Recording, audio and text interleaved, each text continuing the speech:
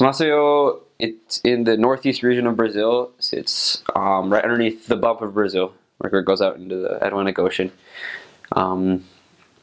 Where somewhat in Brazil it's considered kind of like the backwoods, where everybody there is kind of backwards and uneducated. It's one of the poorest states. It is essentially the poorest state in Brazil, and it's the most violent city in Brazil, because everyone talks about favelas in Brazil, the slums that go on top of hills, but there they have what are called grotas, which is a slum that goes down in a ravine, and every single area in Maceió has one, without fail. So that was really interesting. However, the mission takes up two states. It takes up the state of Alagoas and Sergipe, where the capital of Sergipe is Aracaju, where it's not as violent. It's a better city, and that's actually where most of the sisters are. Currently, there are no sisters in Maceió, because it's not safe for them. The church is the strongest in those two cities. In Maceió, there's 5 stakes, and then there's one other stake in the interior of the state. A couple other towns that are connected. And then in Aracaju, there is 2 stakes in the city itself, and then outside of the city, there's one district that has about 5 or 6 branches. That's the president. The president of the mission is the district president. The nearest temple is the Recife temple, which from Maceió is about 3 to 4 hours, 3 to 4 hour drive or bus ride. The members go, they have caravans all the time, so they head up there, but we were not allowed to go to the temple. You know, one of the mission presidents, he asked the 70 if we could go, but they didn't allow it. I only served in 3 areas in Brazil. I served in the first one, it was called Penedo. It was a small town, about 60,000 people, in like the backwoods of Alagoas. It sits right on a river, right on the border of Alagoas and Sergipe. We only had a branch there. When I arrived there, the attendance was about 60 people per week. When I left, it was up to 100. But it's been a branch for more than 20-something years. There were 1,000 people on the branch list. So there we worked a lot on not just baptizing whoever, but baptizing specifically men, to help the church grow. Men who could pay tithing, who could be leaders in the church.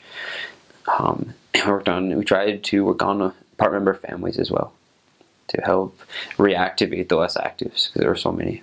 And then I went to Aracaju, the area called Santos Dumont, First Ward, which was another huge area that covered part of the city of Aracaju.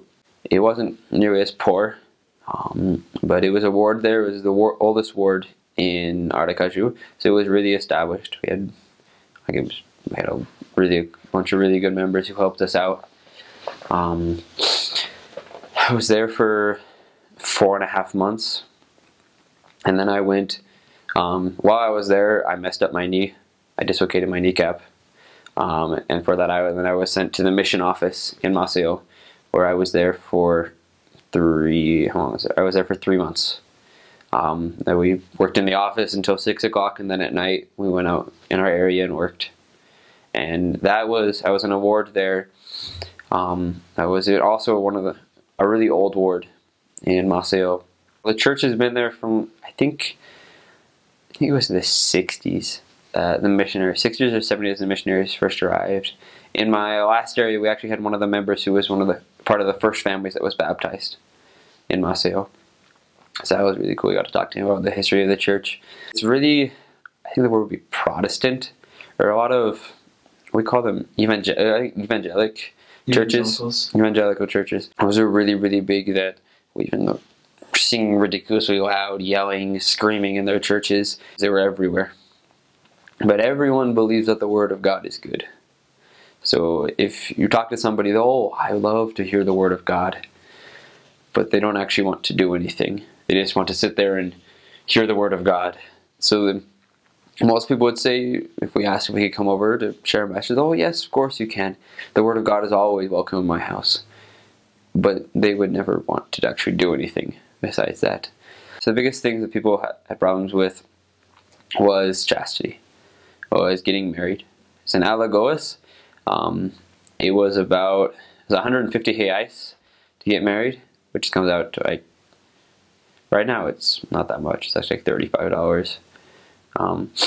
But for them, that's a lot. And then it takes 15 days for it to be processed.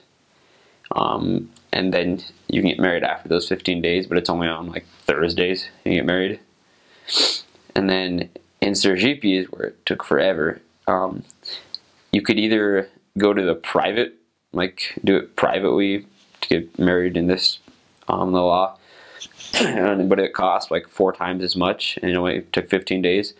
But most people had to pay. It was still about 300. It was 250 reais, which is a lot more than Algos. But if you did it publicly, it would take 45 days. So that was interesting, because you would find a family, you'd get them ready to be married, and then it would take an entire transfer for them to get married. So a lot of times you would leave, and then the other missionaries had to help. And I didn't teach that many people, but I helped a couple of different missionaries that they taught people. They got them to like turn in the papers to be married, and then while they were waiting the 45 days, they fell off the boat and decided they didn't want to get married anymore. They didn't want to get baptized. So it ends up just almost being not necessarily a waste of time, but not really. It's just a little harder.